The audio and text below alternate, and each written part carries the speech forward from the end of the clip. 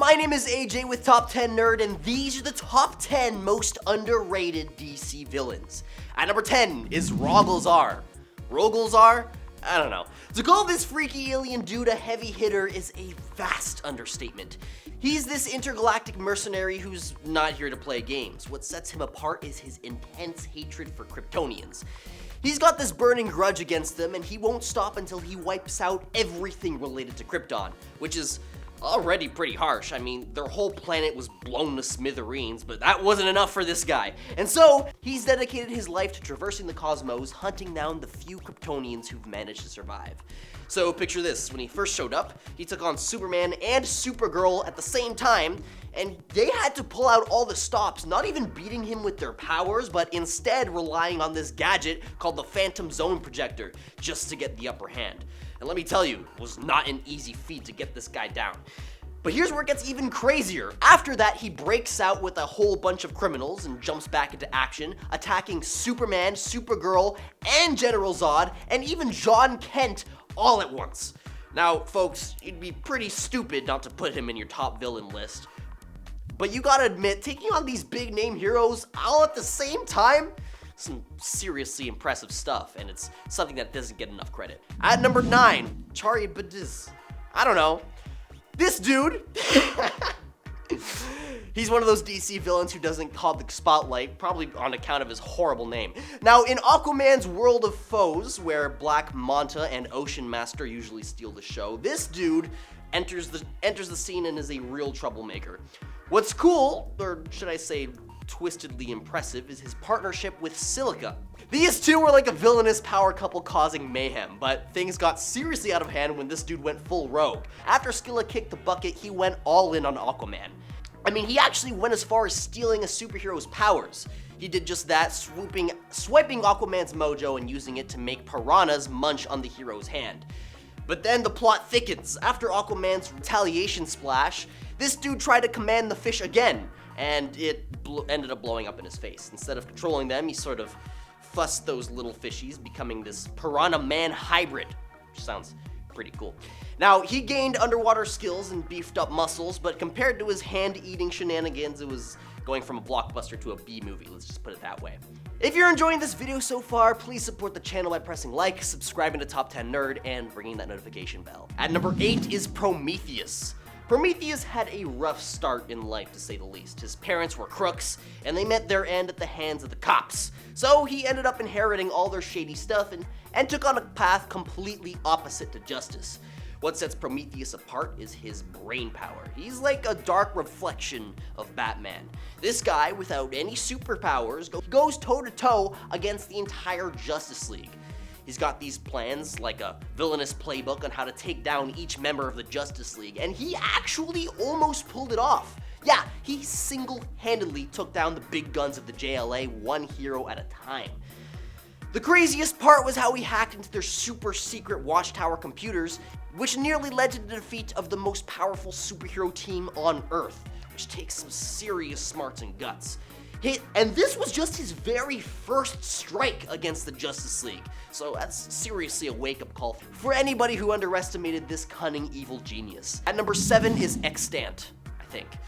Alright, picture this bad guy as a sort of behind-the-scenes baddie pulling the strings and causing chaos. He started off as Monarch, which is already a big deal in the villain world, but then he teamed up with Parallax, got himself some time-traveling powers, and decided to tinker with the multiverse.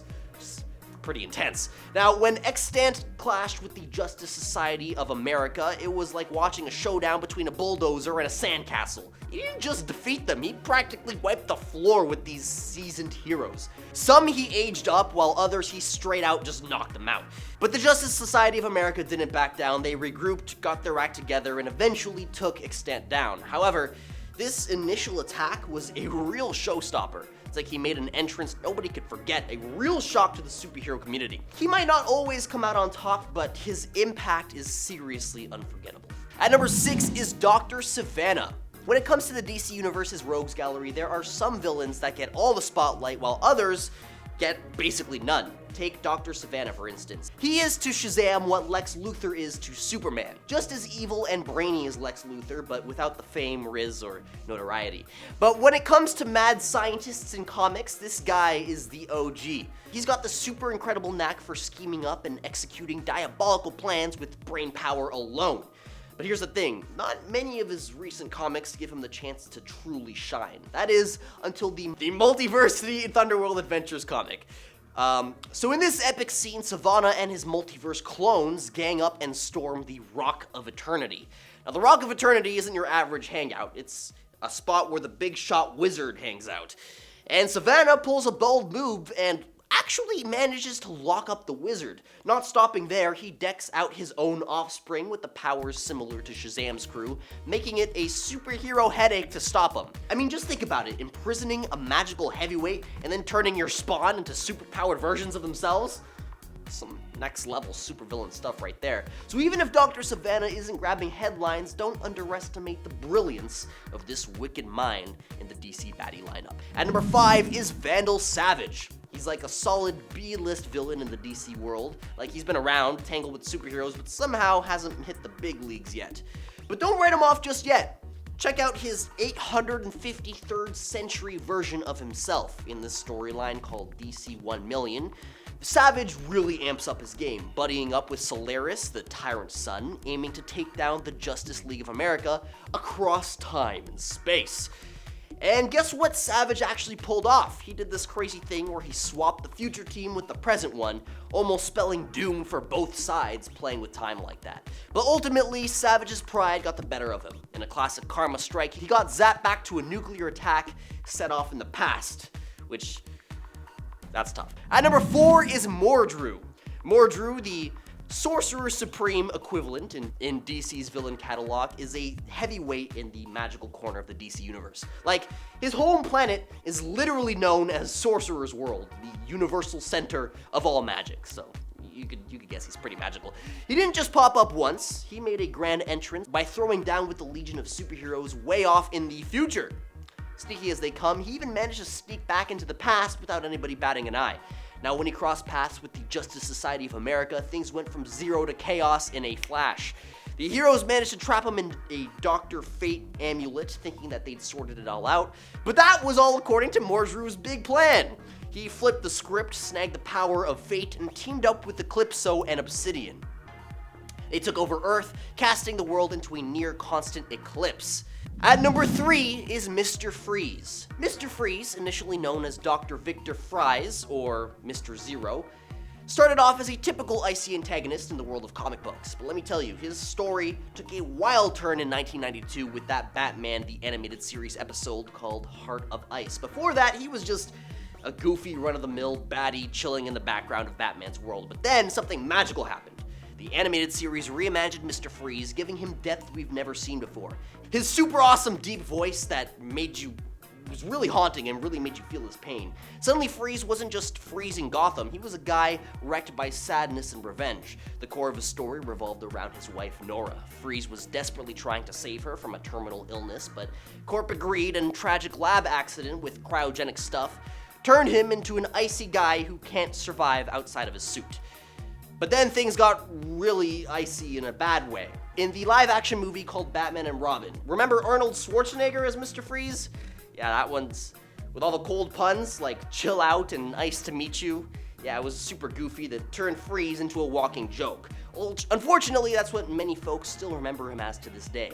But in the comics, Freeze stayed close to the series version from the animated series until New 52 shook things up. Scott Snyder took Freeze in a different direction, making Freeze way less sympathetic by altering his reality. Suddenly, Nora wasn't his wife anymore, just some girl with a made-up illness.